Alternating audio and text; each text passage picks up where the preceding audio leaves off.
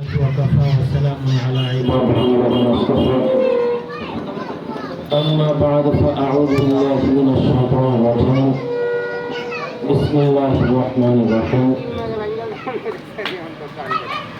إن الدين عند الله الإسلام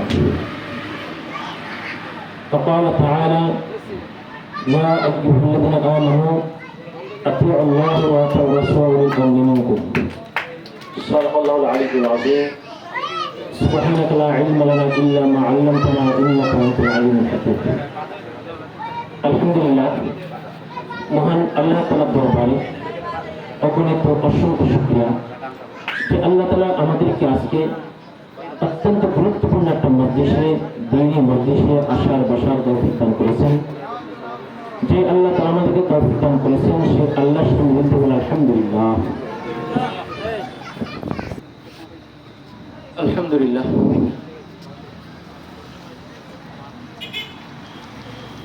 অত্যন্ত গুরুত্বপূর্ণ একটা মজলিস, দ্বীনি মজলিস। আমরা যেখানে আছি খুবই মনোযোগ দিয়ে কথাগুলো শোনার চেষ্টা করবো ইনশাআল্লাহ। আল্লাহ তাআলা সকলকেই হককে বোঝার তৌফিক দান করেন।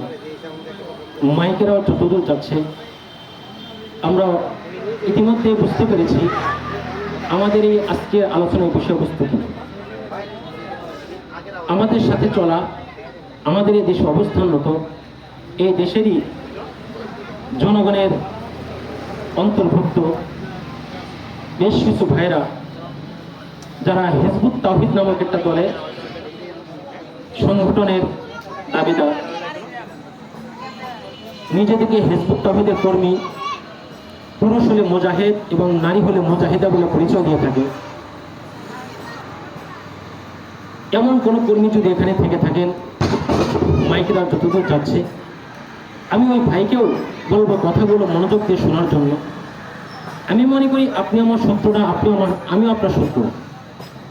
আমরা সকলেই আল্লাহর বান্দা, এক আল্লাহকে বিশ্বাস করি।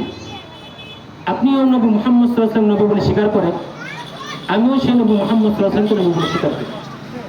সুতরাং এদিক থেকে আমাদের একেবারে বিভ্রান্ত কোথায়, সমস্যা কোথায়, এই বিষয়গুলো আমাদের জানা দরকার, বোঝা দরকার। আপনিও জান্নাতে যেতে চান, আমিও জান্নাতে যেতে চাই। আমরা সকলেই সেই কঠিন জাহান্নাম থেকে বাঁচতে চাই। মাঝখান থেকে শয়তান আমাদেরকে এই জান্নাতের পথের মাঝখানে যে বাধা হয়ে দাঁড়িয়েছে, এই বিষয়গুলো আমাদের জানা দরকার, বোঝা দরকার। আমরা যেন সকলেই একসাথে জান্নাতে থাকতে পারি, শত্রুতা নয়। আমরা বিষয়গুলো বোঝার চেষ্টা করব। নবী মুহাম্মদ রাসূলুল্লাহ সাল্লাল্লাহু আলাইহি সাল্লামের আদর্শ ছাড়া, তার অনুকরণ ছাড়া কেউ যারাই দুনিয়া থেকে চলে যাবে, কেউ আল্লাহ সন্তুষ্টি হাসিল করতে পারবে না, নবী মুহাম্মদ সাল্লাল্লাহু আলাইহি সুপারিশ পাবে না। এই বিষয়টা তো সুস্পষ্ট, আমরা সকলেই জানি। এক আল্লাহকে পেতে হলে আল্লাহর অনুসরণ করা ছাড়া, নবী মুহাম্মদ সাল্লাল্লাহু আলাইহি সুপারিশ পেতে হলে তার অনুসৃত পথ মানা ছাড়া দ্বিতীয় কোনো পথ আল্লাহ তাআলা খুলে রাখেন না।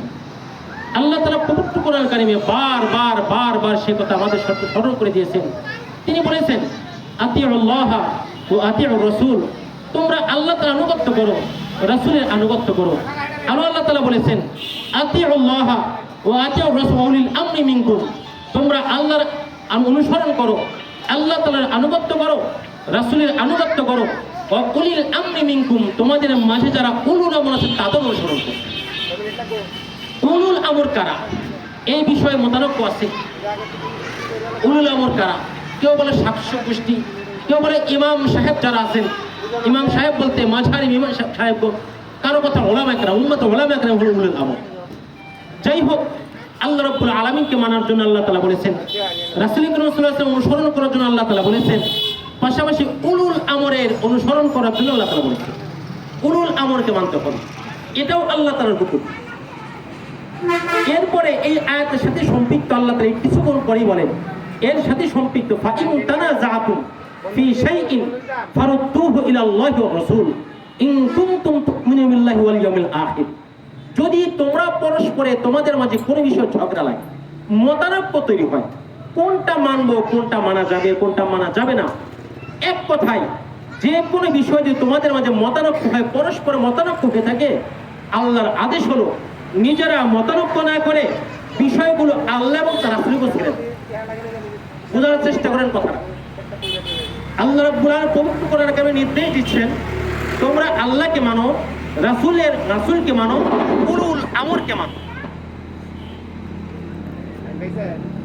আল্লাহ তাআলার আয়াত, আতিউল্লাহ ওয়া আতিউর রাসূলিল আমরি মিনকুম, আল্লাহর অনুসরণ করো, রাসূলের অনুসরণ করো, তোমাদের মাঝে যারা উলুল আমর আছে তাদের অনুসরণ করো।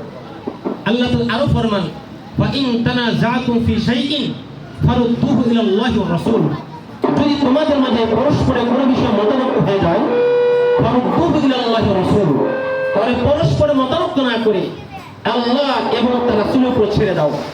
ইন কুনতুম তু'মিনুনা বিল্লাহি ওয়াল ইয়াউমিল আখির, যদি তোমরা সত্যি আল্লাহর প্রতি ঈমানে থাকো, আখিরাতের প্রতি বিশ্বাসী হয়ে থাকো, পরস্পরে মতানৈক্য না করে, পরস্পরে ঝগড়া বিবাদ না করে আল্লাহ এবং তার রাসূলের উপর ছেড়ে দাও। সামগ্রিকভাবে আমাদের সমাজে যত মানুষ দাওয়াত নিয়ে আসে, যে কোনো দাওয়াতকে কেন্দ্র করে আমাদের মাঝে ঝগড়া বিবাদ, পরস্পরে মতানৈক্য, দলাদলি সৃষ্টি হয়।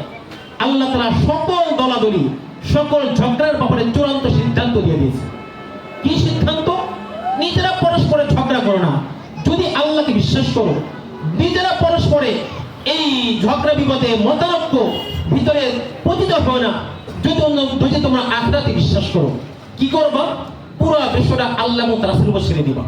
বাস, এবার আমি যদি এমন হয়ে থাকি যে আমি সত্যি আল্লাহকে মানি, কিয়ামতকে বিশ্বাস করি, আখিরাতকে বিশ্বাস করি, আমার জন্য আবশ্যক হলো আমার সামনে যে কোনো বিষয় মতানৈক্য হয়ে যাবে, কোনটা মানবো কোনটা মানবো না, হিজবুত তাওহীদ এই দলে অন্তর্ভুক্ত হওয়া যাবে কি না, জিহাদের বিষয়ে মতানৈক্য হয়ে গেছে, একদল বলছে, ওলামা কেরাম বলছে এরা সম্পূর্ণ বিভ্রান্ত, এরা পথভ্রষ্ট, এদের সাথে গেলে ঈমান আমলের সমস্যা হবে, ঈমান চলে যাবে।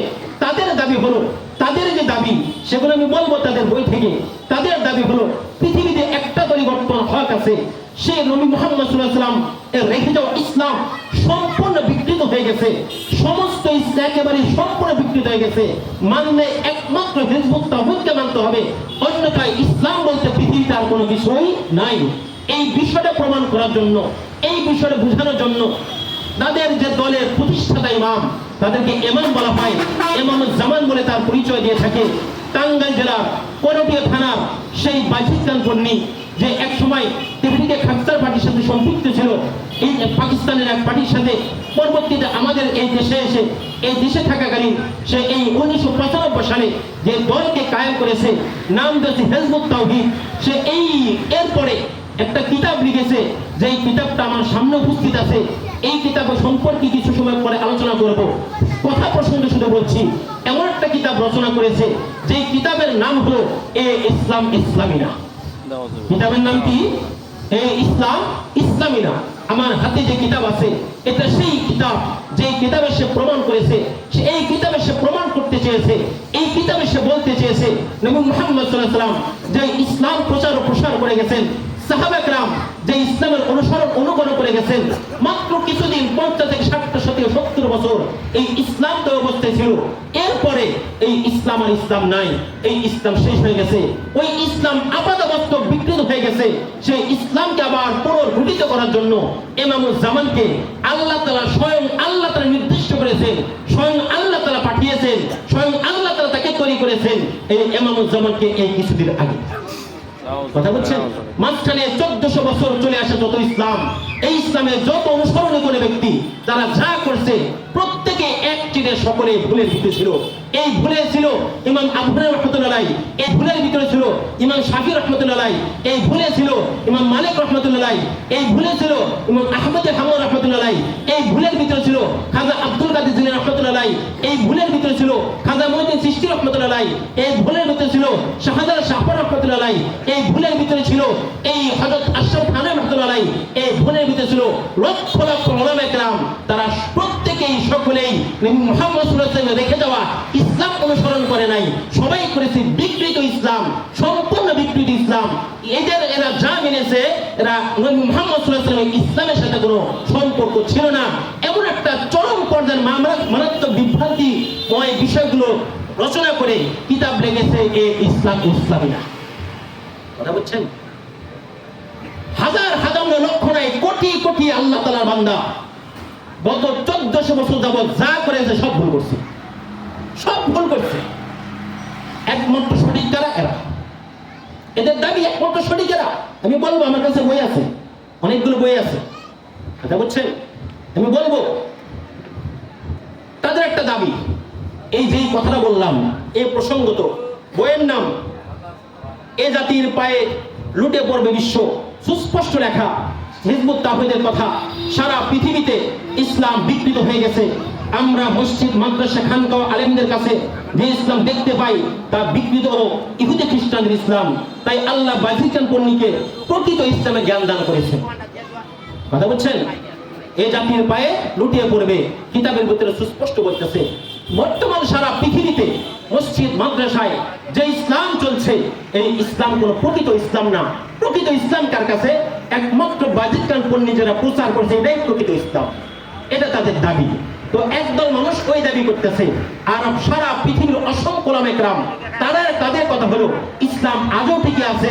নবী মুহাম্মদ সাল্লাল্লাহু আলাইহি ওয়াসাল্লাম যে ইসলাম রেখে গেছে সেই ইসলাম আজও টিকে আছে। মাঝখানে আপনি জনগণ, মাঝখানে সাধারণ পাবলিক, আপনি কারটা মানবেন?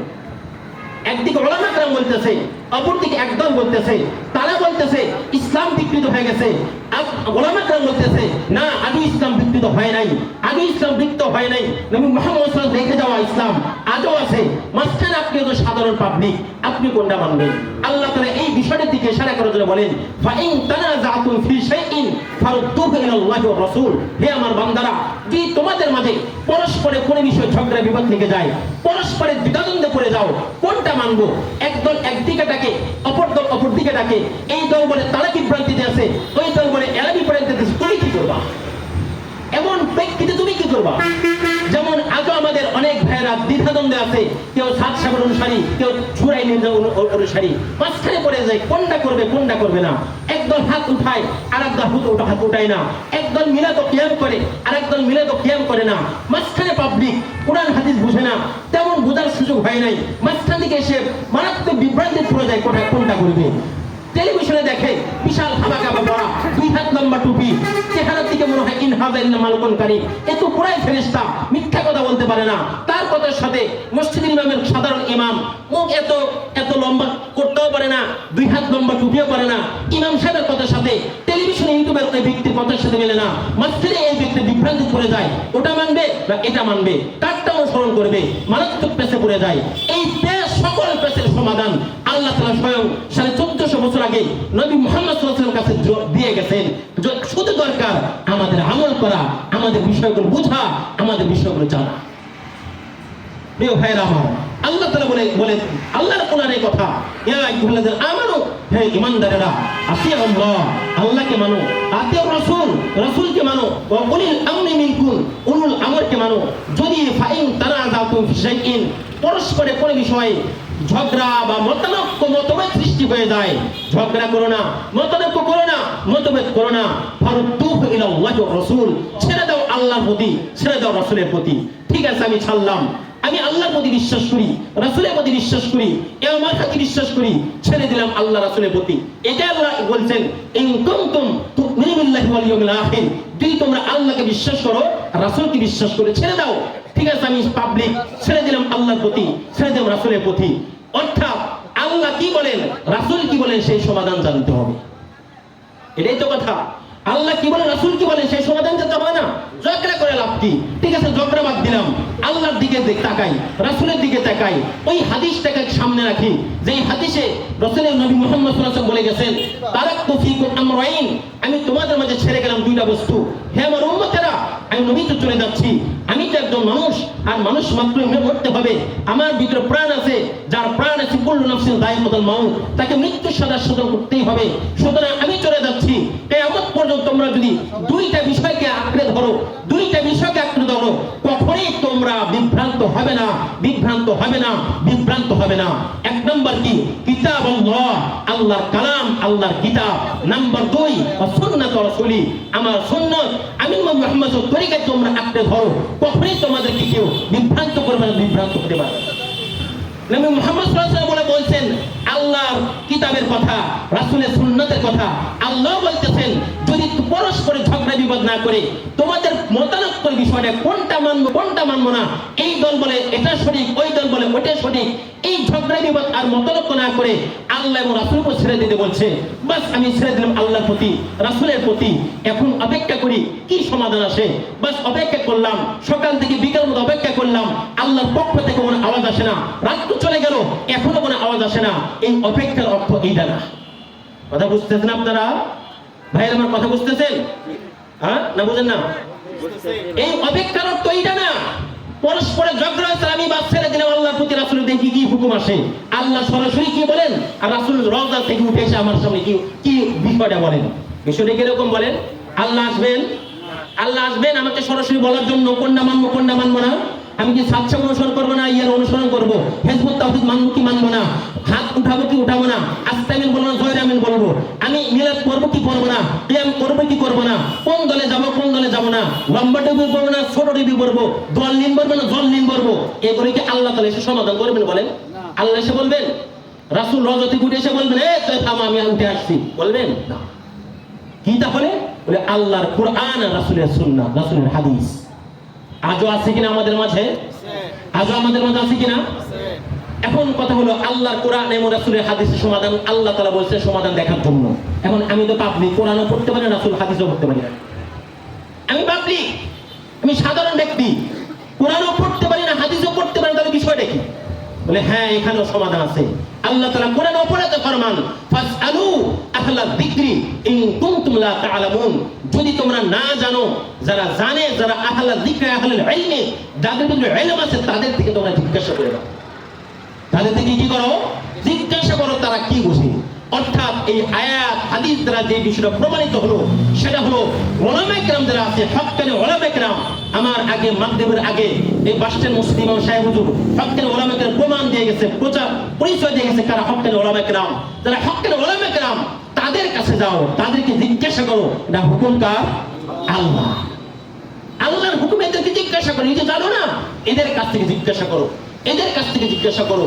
এদেরকে আল্লাহ তাআলার পক্ষ থেকে নবী মুহাম্মদ সাল্লাল্লাহু আলাইহি ওয়াসাল্লামের মাধ্যমে দায়িত্ব দেওয়া হয়েছে ইয়াহমিলু হাযাল ইলমা মিন কুল্লি খালাফিন উদুলুহু ইনফুন আন তাহরিবিল গালি ওয়া ইনতিহাল মুবতিলিন ওয়া তাকবিরাল জাহিলিন। আল্লাহ সাল্লাল্লাহু আলাইহি ওয়াসাল্লাম ফরমান এই ইলমকে বহন করবে প্রতি যুগে যুগে আমার হক্কানি, আমার বিশ্বস্ত উলামায়ে কেরাম, তারা এই ইলমকে বহন করবে। আল্লাহ সাল্লাল্লাহু আলাইহি ওয়াসাল্লাম হাদিস এই ইলমকে তারা বহন করবে। তাদের দায়িত্ব হলো তারা বীরের মাঝে তারা বিভ্রান্ত ছড়াবে, এই বিভ্রান্তদের মুখোশ উন্মোচন করে দেবে। দিনের নামে তারা বাতিল ছড়াবে, এই বাতিলের মুখ উন্মোচ প্রকাশ করবে। দিনে ইসলামের ভিতরে যারা বাম হাত ঢুকাবে তাদের বাম হাতের পরিচয় তুলে ধরবে। এই ইলমকে কিয়ামত পর্যন্ত একদল উলামায়ে কেরাম সিনার ভিতরে ধারণ বহন করবে, ধারণ বহন করবে, এদের ভিতরে ধারণ করবে। এটা আল্লাহ সাল্লাল্লাহু আলাইহি ওয়াসাল্লাম ভবিষ্যৎবাণী করে গেছে। তখন থেকে শুরু করে আজও পর্যন্ত উলামায়ে কেরাম সেই ইসলামকে, সেই দ্বীনকে, সেই ইলমকে বহন করে আসছে। কিন্তু আফসোসের সাথে বলতে হয় আজকে আমাদের সমাজে থাকা এই হিজবুত তাওহীদ ভাইয়ের প্রথম শত্রুই হলো এই উলামায়ে কেরাম। প্রথম শত্রুই কি? এই উলামায়ে কেরাম। তাদের কথা হলো বই রচনা করেছে হিজবুত তাওহীদের বর্তমান যেই প্রতিষ্ঠাতা, বর্তমান যে ইমাম হোসাইন মোহাম্মদ সেলিম, হিজবুত তাওহীদের প্রতিষ্ঠাতা ইমাম রুফায়দা, তার মেয়ে আছে রুফায়দা পন্নীর জামাতা, মেয়ে আর কি মানে জামাই, অর্থাৎ হিজবুত তাওহীদের ইমাম যে তাদের বাসায় যে ইমাম বাজিদ খান পন্নীর মেয়ের জামাই হোসাইন মোহাম্মদ সেলিম, বাড়ি হলো নোয়াখালীতে, তার ছবি আছে, তার ইও আছে। এই লোকটা, এই যে মাঝখানে দেওয়া এই লোকটা, কথা বলছেন, এই হলো বর্তমান জামানার ইমাম। একে বলা হয় বর্তমান জামানার ইমাম হোসাইন মোহাম্মদ সেলিম। এই সেই হোসাইন মোহাম্মদ সেলিম বর্তমানের ইমাম। এর তো পরিচয় দেওয়া আছে, সে কি পড়ছে, লেখক পরিচিতি তিনি যতগুলো বলে কিন্তু সবই আত্মার তাগিদে সমাজপুরের মানুষের জন্ম স্বাধীনতার পরে 1972 সনে নোয়াখালী সোনামুড়িতে কেটেছে সহযোগ। তিনি জাতীয় বিশ্ববিদ্যালয়ের অধীনে বিএসএস পরীক্ষায় প্রথম শ্রেণীতে প্রথম হয় কৃতিত্ব লাভ করেন ও রাষ্ট্রবিজ্ঞানে স্নাতকোত্তর ডিগ্রি লাভ করেন। 1998 সনে হিজবুত তাওহীদের প্রতিষ্ঠাতা মোহাম্মদ জনাব মোহাম্মদ এই বাজিতকান পণ্যের সংস্পর্শে আসেন 2012 সনে ইমাম ইসলামের শান্তিনগর গমনের পর তিনি হিজবুত তাওহীদের ইমাম হিসেবে দায়িত্ব পালন করেছেন। অর্থাৎ তার পরিচয় কি জানা গেল? তিনি কোনো কওমি মাদ্রাসায় পড়া কোনো আলেম না, তিনি আলিয়া মাদ্রাসায় পড়া কোনো ব্যক্তি নয়, তিনি সম্পূর্ণ স্কুল কলেজ পড়া একজন ব্যক্তি। এবার বলেন, স্বর্ণের দোকানে স্বর্ণ পাওয়া যায় নাকি মাছ পাওয়া যাবে? স্বর্ণই পাওয়া যাবে, এটাই স্বাভাবিক না? মাছের দোকানে মাছ পাওয়া যাবে, এটাই স্বাভাবিক, দুনিয়া সবাই জানে। এই যে কোরআন হাদিসের ইলম, এটা কি এতটাই সহজ হয়ে গেছে, এতটাই সহজলভ্য?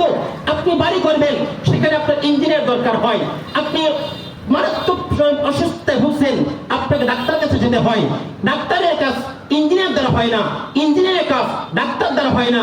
এই বিষয়গুলো যদি বুঝে আসে, আমরা ভালো করে যদি বুঝে আসি, প্রত্যেকের অবস্থানে যার যার যোগ্যতা আল্লাহ তাআলা ওইভাবে দিয়েছেন। ডাক্তারের ক্ষমতা নাই ইঞ্জিনিয়ার কাজ করা, ইঞ্জিনিয়ার ক্ষমতা নাই ডাক্তারের কাজ করা। একজন জেনারেল শিক্ষায় শিক্ষিত ব্যক্তি হয়ে কিভাবে এই দ্বীনের ইলমের ধারক বাহক হয়ে যায়, যিনি মাদ্রাসায় কোনোদিন একটা সেকেন্ডের জন্য মাদ্রাসায় যায় নাই, এই ব্যক্তি শুধু মানে অবস্থা এতটাই ভয়াবহ, মাদ্রাসায় তো যাই নাই। আমাদের সমাজে অসংখ্য ব্যক্তি আছে যারা মাদ্রাসায় পড়ে নাই, কিন্তু মাদ্রাসা উলামায়ে প্রতি অত্যন্ত অনুগত্যশীল এবং অত্যন্ত সম্মানের চোখে দেখে। এর অবস্থা হলো নবী মুহাম্মদ সাল্লাল্লাহু আলাইহি ওয়াসাল্লাম যাদের ব্যাপারে বলে গেছে, ইন্নাল উলামা ওয়ারাসাতুল আম্বিয়া, নিশ্চয় উলামা کرام আমি নবীদের ওয়ারিস। এক নবীর ওয়ারিস নয়, সকল নবীর ওয়ারিস।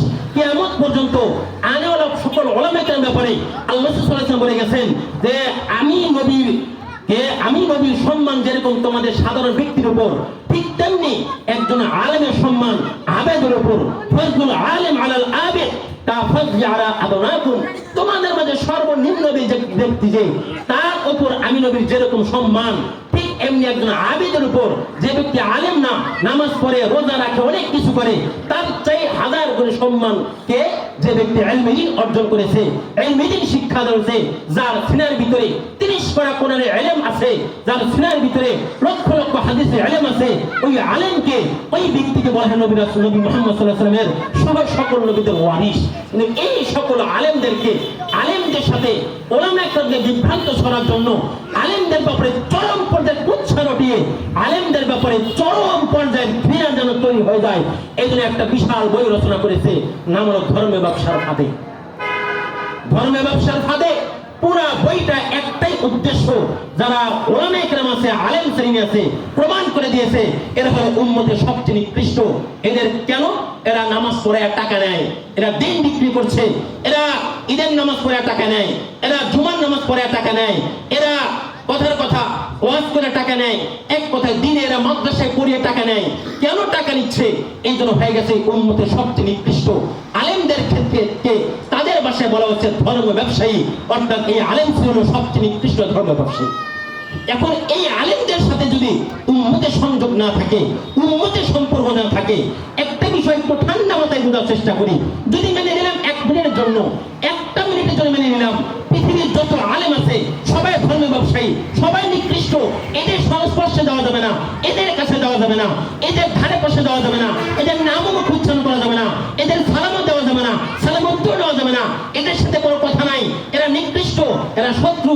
এখন আপনার প্রয়োজন হয়েছে আমাদের আল্লাহর হুকুম পালনের, আল্লাহর প্রতিটি বিধিবিধান মানার। আপনি কিভাবে মানবেন বলেন? কেমনে মানবেন? এদের কাছে যাওয়া যাবে না, সব ধর্ম ব্যবসায়ী। ঠিক আছে, আপনি যারা অটো চালায় তাদেরকে জিজ্ঞাসা করেন, ভাই কেমনে নামাজ পড়বো? যারা ড্রাইভিং, হাজার মানুষ গাড়ি চালিয়ে যাচ্ছে, শ্রমিক, এদেরকে জিজ্ঞাসা করবো?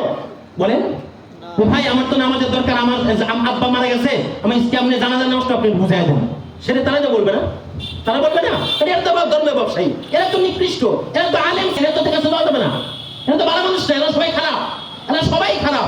একজন দুইজন নয়, আমি ব্যক্তিগত খারাপ হতে পারি, আরেকজন খারাপ হতে পারে, এই নেত্রকোনা 10 জন আলেম খারাপ হতে পারে, যাই না 10 জনের কাছে, এর মানে এই নয় নেত্রকোনায় যত আলেম আছে সবাই ধর্ম ব্যবসায়ী, সবাই নিকৃষ্ট, এদের কারো কাছে যাওয়া যাবে না।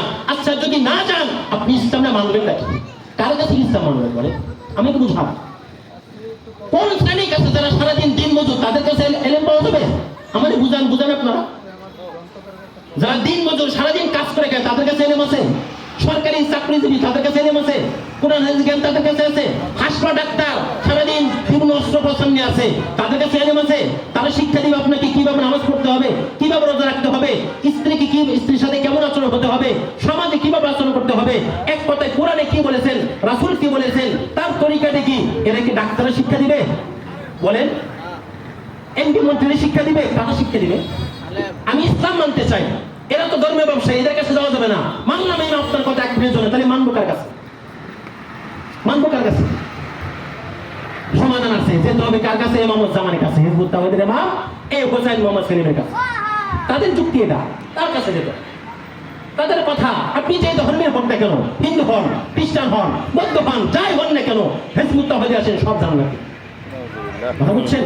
চরম পর্যায়ে বিভ্রান্তি ছড়াচ্ছে এই হিজবুত তাওহীদ। ভাইরা আমার, বিষয়গুলো বোঝার চেষ্টা করেন, কথাগুলো বোঝার চেষ্টা করেন, একটু বিষয়গুলো ঠান্ডা মাথায় চিন্তা করেন। এই যে একটা দল, হিজবুত তাওহীদ একটা দল, নিজেদেরকে সবচেয়ে বড়ই মনে করে যে এরাই হলো সবচেয়ে কি একদম ভাগের উপর আছে। তাদের কথা হলো ইসলাম 1300 বছরে সম্পূর্ণ বিকৃত হয়ে গেছে, সব বাদ। যে কারণে তারা কিতাবই লিখছে, কিতাবের নাম এই ইসলাম ইসলামী না। কথা বুঝছেন? কিতাবের নাম কি? এই ইসলাম ইসলামী না। এই কিতাবের ভিতরে সবচেয়ে গুরুত্ব যে বিষয়গুলো আছে, তার মধ্যে দু একটা বিষয় আপনাদের সামনে তুলে ধরছি।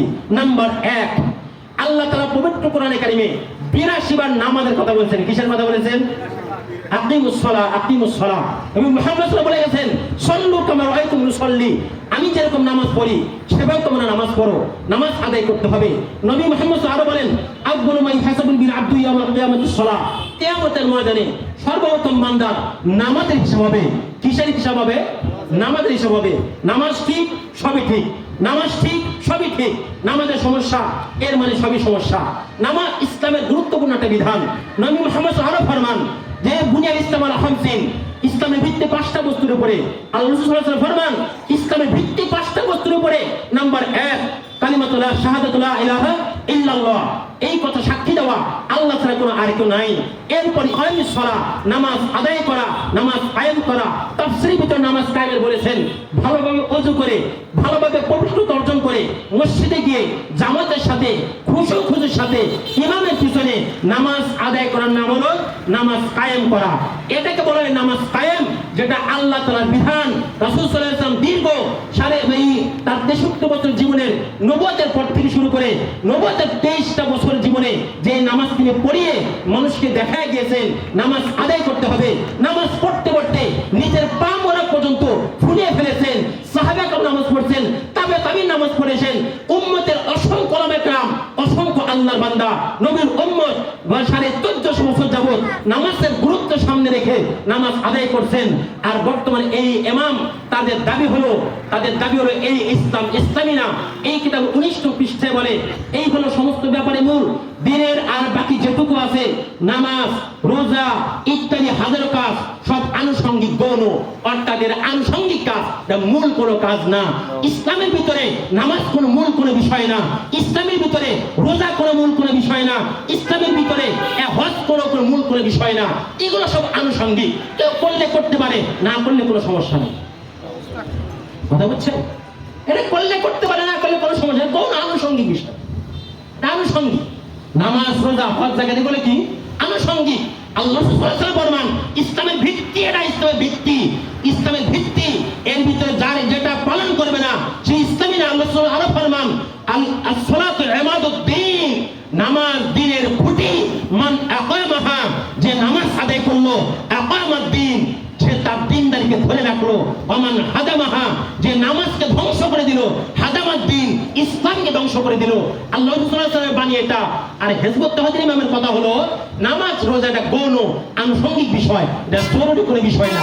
কারো মন চাইলে করুক, সেটা হাকিকত তার ব্যক্তিগত ব্যাপার। নামাজের ব্যাপারে তার বিভ্রান্তিমূলক কথা 1450 বছর যাবত আল্লাহ সাল্লাল্লাহু আলাইহি ওয়াসাল্লাম যেটা বলে গেছেন, এটা নামাজ না, মূলত এটা তাদের ভাষায় হলো আল্লাহ সাল্লাল্লাহু আলাইহি ওয়াসাল্লাম যেটা রেখে গেছেন সেটা তো নামাজ ছিল, নামাজের কথা বলছেন। কিন্তু বর্তমান হিজবুত তাওহীদ সহ সকলের কথা, তাদের ইমামের কথা হলো এই নামাজ মূলত এটা একটা সম্পূর্ণ ট্রেনিং। এটা কি? নামাজের ট্রেনিং, এটা কোনই না। এই যে একটা কিতাব, লেখক হলো মোহাম্মদ বাকির খান পন্নী, ইসলামের প্রকৃত সালাহ, ইসলামের প্রকৃত সালাহ। এই কিতাবের 19, 20 এবং 21 নং পৃষ্ঠায় দেখেন কি বিষয়টা তুলে ধরছে। সেখানে লেখা আছে,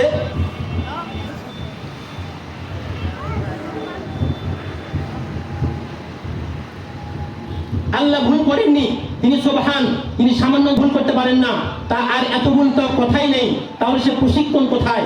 এর আগে একটা কথা আছে, যে দিনের ব্যবস্থা যুদ্ধকে ফরজে আইন অবশ্য করণীয় করে দেওয়া হয়েছে, সেই দিনে প্রশিক্ষণ তো অবশ্য করণীয় ফরজে আইন করে দেওয়া হয়েছে। আল্লাহ ভুল করেননি, তিনি সুবহান, তিনি সামান্য তো ভুল করতে পারেন না, আর এত বড় ভুল তো কথাই নেই, তাহলে সে প্রশিক্ষণ কোথায়? সেই মহা গুরুত্বপূর্ণ প্রশিক্ষণ হলো সালাহ। অর্থাৎ কি বোঝানোর উদ্দেশ্য? এখানে বোঝানোর বিস্তারিত আছে পুরো কিতাবের ভিতরে, ইসলামের প্রকৃত সালাহ, ইসলাম প্রকৃত নামাজ, সালাহ মানে নামাজ কি, অর্থাৎ বোঝানোর উদ্দেশ্য নামাজ কোনো ইবাদত না, নামাজ কি না ইবাদত না, এটা সম্পূর্ণ ট্রেনিং। যেমন ইয়েরা সেনাবাহিনীর ট্রেনিং আছে, কুচকাওয়াজ আছে, তারা ট্রেনিং দেয়, ঠিক তেমনি কি করতে হবে, এই নামাজটা পুরোটাই ট্রেনিং, পুরোটাই কি ট্রেনিং। এবং নারী পুরুষ যারা আছে এদের সকলের নামাজ একরকম, আলাদা কোনো কিছু নাই। নারী পুরুষের নামাজ কি সব একরকম, আলাদা কোনো নামাজ নাই। এই ব্যাপারেও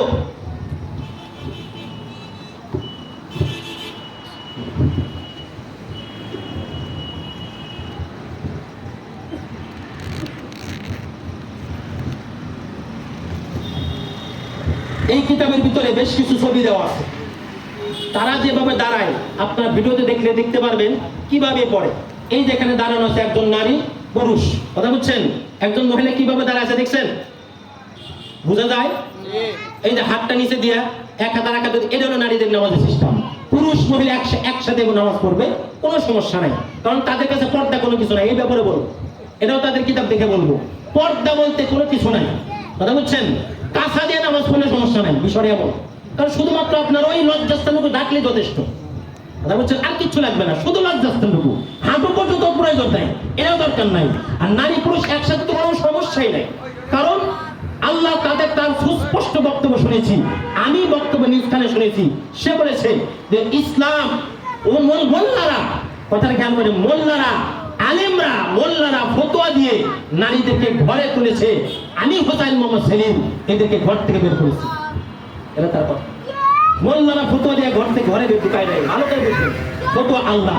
আকারনা ফি বুয়ুতিকুন্না ওয়ালা তাবাররানা তাবাররুজাল জাহিলিয়াতুল উলা, মহিলাদের ব্যাপারে বলা হয়েছে নারীরা যেন ঘরে থাকে, এটা আল্লাহর বিধান।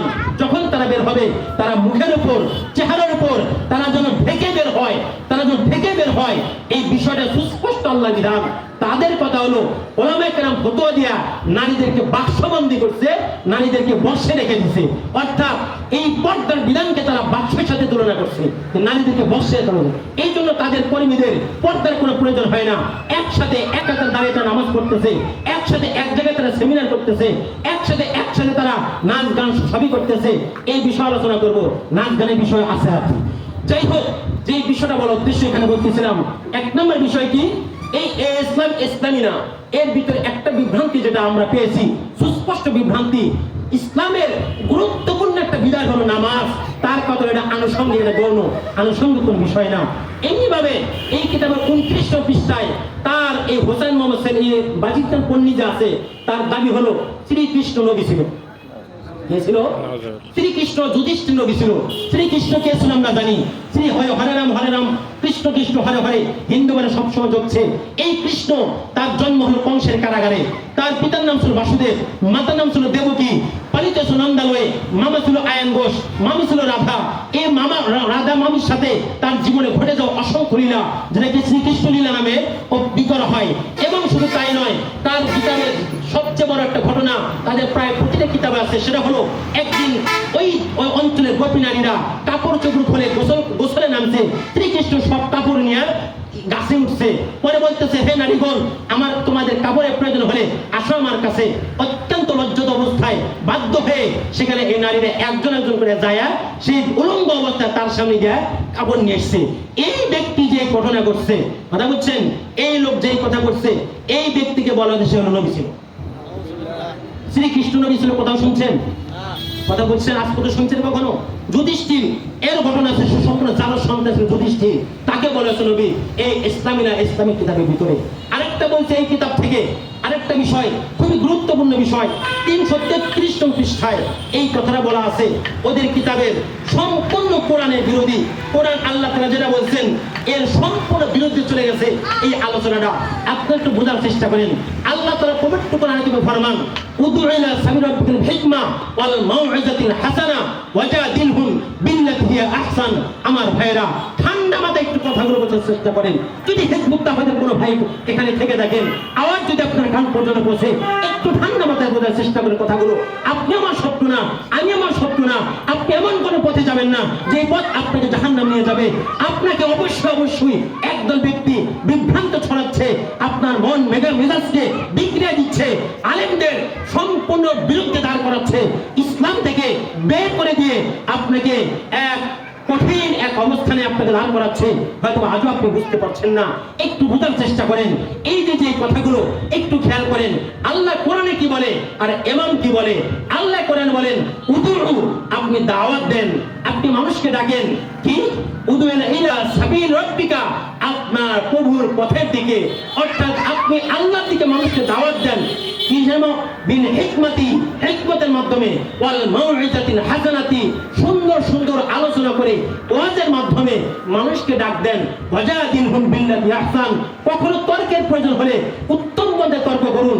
এক কথায় আল্লাহ তাআলা নবী মুহাম্মদ সাল্লাল্লাহু আলাইহি ওয়াসাল্লাম আদেশ করেছেন, আপনি মানুষকে সুন্দরভাবে, সহজভাবে, চমৎকার ভাষায় মানুষকে আপনি ডাক দিবেন। এটা আল্লাহর বিধান ছিল, আল্লাহ রাসূল সাল্লাল্লাহু আলাইহি ওয়াসাল্লাম সেটা করে গেছেন। কিন্তু এই কিতাবের ভিতরে এই ইসলামী না, এই কিতাবে 333 পৃষ্ঠায় বলা আছে, কি বলা হয়েছে?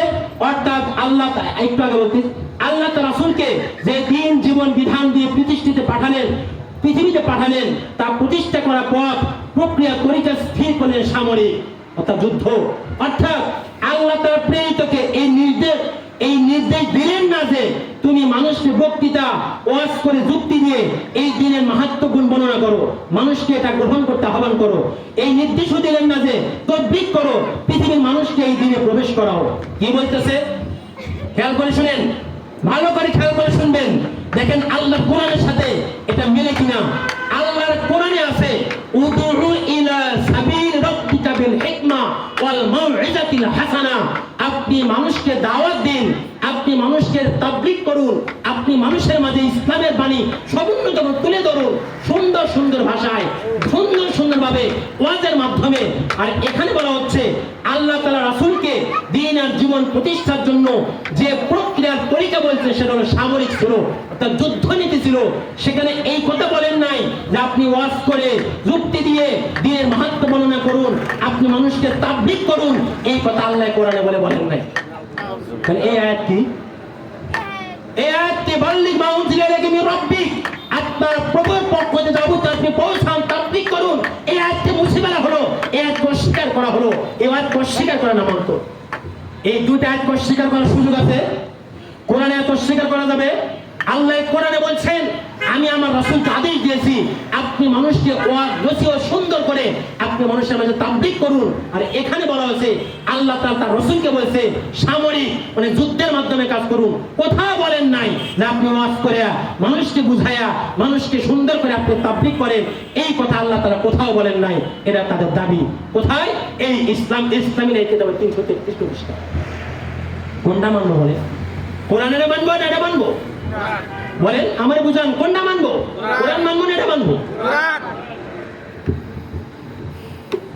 এরপরে যেই বিষয়টা, এই যে একটা কিতাব না হলো ইসলাম সংস্কৃতি, শিল্প সংস্কৃতি ও ইসলাম। তবে প্রথমে যে প্রচ্ছদের ছবিটা আছে, যেই ছবিটা আছে এটা কি প্রমাণ করে? প্রতিটা পৃষ্ঠায় পৃষ্ঠায় যেভাবে নগ্নতা, প্রতিটা পৃষ্ঠায় পৃষ্ঠায় যেরকম নায়ক নায়িকা নাট্যিকাদের ছবি, আপনি অবাক হয়ে যাবেন। একটু দেখায় দেই, বিভিন্ন জায়গায় কনসার্ট হয়েছে। ফেসবুক তাওহীদের পক্ষ থেকে একটা সংস্থা মাটি সংস্কৃতি নামে তাদের একটাই আছে। এই যে জায়গায় জায়গায় দেখেন অর্ধনঙ্গ মানে একবারে পাতলা পোশাক পরিহিতা অসংখ্য নারী পুরুষে একসাথে সমন্বয়, নারীরা গান গাচ্ছে, পুরুষরা গান গাইতেছে, নারী পুরুষ একসাথে সমন্বয় করে নানান ই করতেছে, যে তবলা বাজতেছে এক নারী, এখানে নারী পুরুষ একসাথে দাঁড়ানো, এখানে নারীরা গান গাচ্ছে, এখানে নারীরা যত প্রকারের আধুনিক যন্ত্র আছে সবকিছু আছে, এগুলো গাচ্ছে, এগুলো করতেছে, একের পর এক অসংখ্য বিভিন্ন জায়গায় সভা সেমিনারে তাদের সাংস্কৃতিক অনুষ্ঠান, এই যে বেহালা বাজায়া, তবলা বাজায়া, নানা এমন কোনো আধুনিক যন্ত্রপাতি নাই যে যন্ত্রপাতি তারা গান না করতেছে, এগুলো তারা গান নাচ সবই চলছে, আবার বলতেছে আল্লাহ রাসূল নিজেও গান শুনছে। নাউযুবিল্লাহ বলবেন না? রাসূল করিম সাল্লাল্লাহু আলাইহি ওয়াসাল্লাম পৃথিবীতে এসেছিলেন অশ্লীলতা দূর করার জন্য। রাসূল করিম সাল্লাল্লাহু আলাইহি ওয়াসাল্লাম আল্লাহ তাআলা ডাইরেক্ট তাকে পাঠিয়েছেন নাহরাসুল আলিম জারাসি, যত প্রকারের বাদ্যযন্ত্র আছে ওই জামানায় শুধু একটা ছিল, সেটাকে দফ বলা হয়। কি বলা হয়? এক সাইড সম্পূর্ণ ফাঁকা, এই দফ বাজায়া আল্লাহ রাসূল সাল্লাল্লাহু আলাইহি ওয়াসাল্লামকে মদিনাবাসীরা তারা তলা আল বাদরু আলাইনা বলে তারা স্বাগত জানিয়েছিল, এমন একটা ইতিহাসে পাওয়া যায়। কথা বুঝছেন? এই নামকে, এই দফকে কেন্দ্র করে, আমি তো বই পড়ছি অনেকটা, এই দফকে কেন্দ্র করে তারা এটাকে সামনে রেখে বর্তমান জামানার আধুনিক যত যন্ত্র আছে, সুরের যত যন্ত্র আছে সবগুলোকে তারা জায়েজ বানাইছে। শুধু জায়েজ না, এক পর্যায়ে বলছে এটা সুন্নত। নাকি সুন্নত কোথায় আছে একটু আমি আপনাদের সামনে পড়ে শোনাইতেছি, যে কথা সত্য বললাম না মিথ্যা বললাম। এই যে একটা কথা, এমন এক বিপ্লবীর গান দিয়ে পড়ে থাকার অবস্থা ছিল না, কিন্তু হাদিসে পাওয়া যায় অবসরে নিজ গৃহে অথবা যুদ্ধ থেকে ফিরে সাহাবীদের সঙ্গে তাকে গান শুনতে দেখা গেছে। রাসূল সাল্লাল্লাহু আলাইহি ওয়াসাল্লাম গান শুনছেন। কে গান শুনছেন? রাসূল সাল্লাল্লাহু আলাইহি ওয়াসাল্লাম গান শুনছেন, বলেন না নাউযুবিল্লাহ। এই দাবি করছে। শুধু তাই নয়, ইমাম আবু হানিফা রাহমাতুল্লাহ আলাইহি তার ব্যাপারে একটু বড় বর্ণনা আছে। ইতিহাস বলে ইমাম আযম ইমাম আবু হানিফা রাহমাতুল্লাহ আলাইহি 40টা বছর মাগরিব এশার নামাজ রোজা দিয়ে ফজর নামাজ আদায় করছে। 40 বছর। কত বছর? 40 বছর এশার আদায় দিয়ে ফজর কি করতেন? সারাক্ষণ সারা রাতভর নামাজ পড়ছেন, তাসবিহ তাহলিল করছেন, মাসআলা ইসতিমবাত করে মাসআলা বের করছেন কোরআন হাদিস থেকে। এই ছিল তার মাসগালা। অথচ এখানে কি বলতেছেন? ইতিহাস গ্রন্থে পাওয়া যায় প্রতি রাতে ইমাম আবু হানিফা রাহমাতুল্লাহ আলাইহি এক প্রতিবেশী গান শুনতেন। আবু হানিফা রাহমাতুল্লাহ কি করছে? গান শুনছে, এমন দাবি করছে। এক কথায় এগুলো দ্বারা তাদের এই বিভ্রান্তিমূলক কথা দ্বারা প্রচার করতেছে যে বর্তমান জামানায় যত নাটক চলচ্চিত্র এদের কাছে সব চাই। কথা বুঝছেন? নাটক বানানো, চলচ্চিত্র, এরপরে এই জাতীয় যা আছে এদের কোনো সমস্যা নেই, সব জায়গা আছে এদের দৃষ্টিতে, এদের ভাষায় এরা সুস্পষ্ট বলছেন নাটক বানানো, চলচ্চিত্র বানানো যা আছে এদিকে কোনো সমস্যা নেই। অথচ ইসলামে সুস্পষ্ট করে কি করা আছে? এই যে দেখেন কি বলতেছে, এইভাবে ইসলামের বৈধ অবৈধের মূলনীতি মেনে চললে যে কোনো শিল্প সংস্কৃতি চর্চায় জাতির জন্য কলঙ্কার উঠতে পারে। আল্লাহর অবাধ্যতা, অশ্লীলতা, মিথ্যার বিস্তার না ঘটিয়ে ছবি আঁকা, ভাস্কর্য নির্মাণ করা, নাটক চলচ্চিত্র নির্মাণ করা, এগুলো সব জায়েজ আছে। এগুলো ইসলামের দৃষ্টিতে অন্যায় না। নাটক বানাতে পারবেন, চলচ্চিত্র বানাতে কোনো সমস্যা নেই। কথা বুঝছেন? আর এদের দৃষ্টিতে নারী পুরুষকে কোনো পর্দা করার প্রয়োজন নেই, কোনো পর্দার প্রয়োজন নাই, কোনো পর্দার প্রয়োজন নাই। আর নামাজ এটা তো ট্রেনিং, এটা কি নামাজ সেবাদত সম্পূর্ণ ট্রেনিং। ট্রেনিং এই হলো তাদের বিভ্রান্তিমূলক কিছু অংশ। কথা বুঝছেন? কিছু এগুলো যা বললাম এতক্ষণ, এগুলো কিন্তু সব না, তাদের হাজার বিভ্রান্তি কয়েকটা বললাম। কথা বুঝছেন? এরপর আরো একটা বিষয়, এই যে একটা কিতাব গণপ্রজাতন্ত্রী বাংলাদেশ সরকারের প্রতি জামানার ইমামের পত্রাবলী, এই কিতাবে, এবং আরেকটা কিতাব যেটা হলো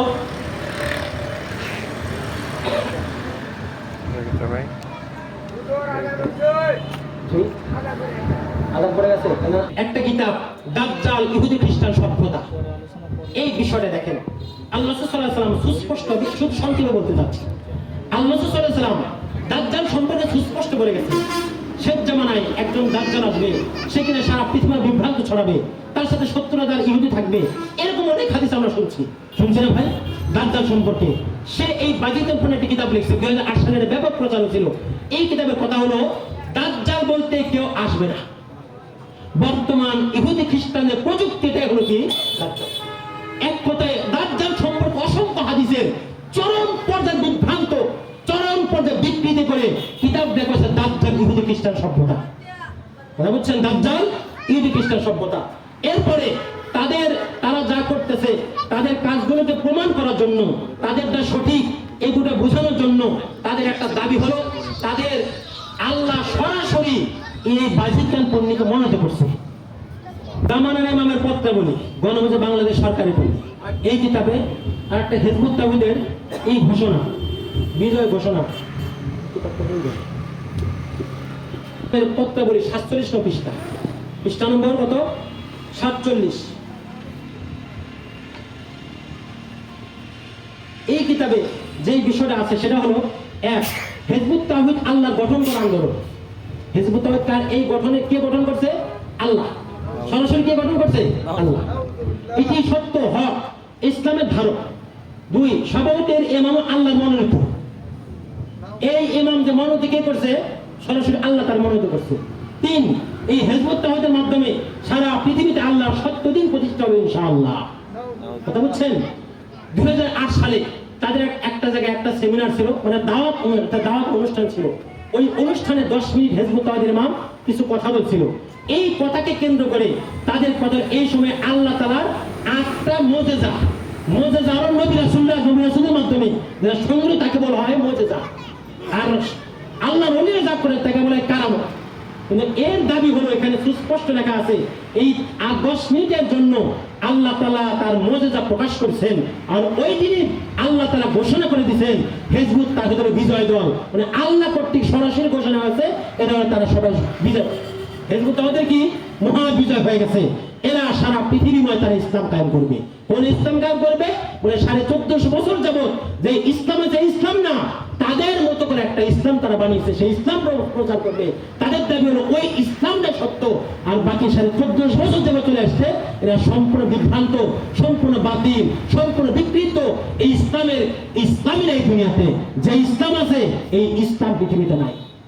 প্রিয় ভাইরা আমার, আমাদের সমাজ আজকে এমন এক বিভ্রান্তমূলক সংগঠন হিজবুত তাওহীদের কাজ করে যাচ্ছে। আমাদের সতর্ক থাকা দরকার, আমাদের সকলের সতর্ক থাকা দরকার। ওই কথা একটাই, যে কোনো বিষয়ে সুষ্ঠু সমাধানের জন্য উলামায়ে কেরাম ছাড়া আর কোনো পথ নাই। অথচ তারা আলেমদেরকে ধর্মীয় ব্যবসায়ী ফাঁদের কিতাবে অসংখ্য চরম পর্যায়ে ঘৃণার পাত্র বানিয়েছে। যারা উলামায়ে কেরামের সাথে যেন মানুষের যেন সম্পর্ক না থাকে, এদেরকে যেন ঘৃণার চোখে দেখে। আর আলেমদের যদি ঘৃণার চোখে দেওয়া হয়, সাধারণ মানুষ যাবে না কোথায়? ইসলাম কার কাছ থেকে শিখবে? শিখবে কার কাছ থেকে? এই জন্য বিষয়গুলো আমাদের জানা দরকার, বোঝা দরকার। যে কোনো সংগঠন দাওয়াত দিলেই তাদের কিছু দেওয়া যাবে না, বুঝতে হবে কে দাওয়াত দিচ্ছে। এই যে ব্যক্তিগুলো, এদের ব্যক্তিগত জীবনে ইসলাম নাই, সত্যিকার ইসলাম নাই। এরা জীবন, এদের নেবাজ দেখেন, এদের পোশাক আশাক দেখেন, এদের চালচলন দেখেন, এরা কাঁধে কিনে চলে। বিষয়গুলো একটু চেষ্টা করি, একটু বোঝার চেষ্টা করি। আমি যে ইসলাম না মানবো, আমাদের নবী মুহাম্মদ সাল্লাল্লাহু আলাইহি ওয়াসাল্লাম, তার মুখ ভর্তি দাড়ি ছিল, তিনি লম্বা জামা পরতেন, তিনি কখনো বিড়ি সিগারেট খান নাই। এই ইমামুজ্জামান কি পরিমাণ বিড়ি সিগারেট খায় তার হিসাব নাই। কি বলেন খাইতে এক সময় অসব বিড়ি খাওয়ার ছবি সব আমাদের কাছে আছে। হোসেন মোহাম্মদ সেলিম, এই যে লোকটা হোসেন মোহাম্মদ সেলিম, এর দিকে তাকান, আল্লাহ জীবনের দিকে তাকান, মিল পাবেন না।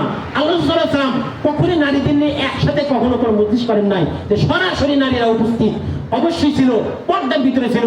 আর এদের অসংখ্য বিষয়, এখানে নারী পুরুষের সংস্কৃতি ভরা অসংখ্য এরকম ছবি, নারী পুরুষ একসাথে নাচতেছে, গান গাইতেছে, সবকিছু করতেছে। এটাই যদি ইসলাম হয়ে থাকে তাহলে যাবোটা কোথায়? বলো, এটা ইসলাম? আল্লাহ আমাদের সকলকেই সকল প্রভাব বিভ্রান্ত থেকে বেঁচে থাকার তৌফিক দান করেন। আজকে তো আলোচনা শেষ না, ইনশাআল্লাহ আরো আলোচনা হবে। যদি প্রয়োজন হয় আবার ইনশাআল্লাহ সেমিনার করে আমাদের এই বিষয়ে আরো সুস্পষ্ট করে, আরো ওদের অনেক কিতাব আছে, প্রায় 43টা কিতাব বের হয়েছে। সকল কিতাব সংগ্রহ করে আপনাদের সামনে ইনশাআল্লাহ আলোচনা করবো, বিষয়টা বোঝার জন্য যে আসলে তারা কি চায়, এবং তাদের সাথে সম্পৃক্ত হওয়া যাবে কিনা। আল্লাহ আমাদের সবাইকে কথাগুলো বুঝার আমল করার তৌফিক দান করেন। আজকে এতটুকুই। আসসালামু আলাইকুম ওয়া রাহমাতুল্লাহি ওয়া বারাকাতুহু।